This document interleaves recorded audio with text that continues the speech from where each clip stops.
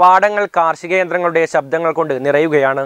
പരമ്പരാഗത കൃഷിരീതികളിൽ നിന്ന് യന്ത്രവൽക്കരണത്തിലേക്ക് നെൽപ്പാടങ്ങൾ പതിയെ മാറുകയാണ്. ശബ്ദിക്കുന്ന കലപ്പയും മാണിക്യനുമൊന്നും ഒരുപക്ഷെ ഇന്നത്തെ തലമുറ വായിച്ചിരിക്കാനിടയില്ല. കലപ്പയും മുഖവും തേവുകൊട്ടയുമൊന്നും ഇന്നില്ലതാനും. കാലം മാറിയിരിക്കുന്നു. അപ്പോൾ കൃഷിരീതിയും മാറാതെ വയ്യ.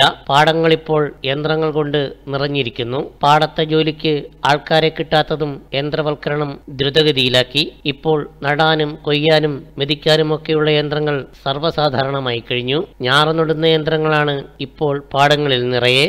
മുമ്പ് നിലമൊരുക്കുന്ന യന്ത്രങ്ങളായിരുന്നു. കൊയ്യുവാനും മെതിക്കുവാനുമുള്ള യന്ത്രങ്ങൾ നാളെ പാടത്തെത്തും. കാലം മാറുന്നതിനനുസരിച്ച് കൃഷിരീതിയും മാറിയില്ലെങ്കിൽ കർഷകന് നിലനിൽക്കാനാവില്ല എന്നതാണ് വാസ്തവം.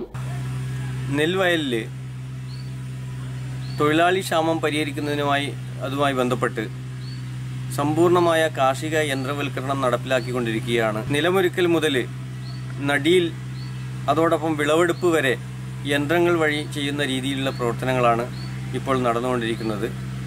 കരുവള്ളൂർ പെള്ളം ഗ്രാമപഞ്ചായത്തിൽ മിക്കവാറും എല്ലാ പാടശേഖരങ്ങളിലും യന്ത്രവൽക്കരണത്തിലൂടെ യന്ത്രങ്ങൾ ഉപയോഗിച്ചുകൊണ്ട് തന്നെയാണ് ഇപ്പോൾ കാർഷിക വൃത്തികൾ ചെയ്തുകൊണ്ടിരിക്കുന്നത്.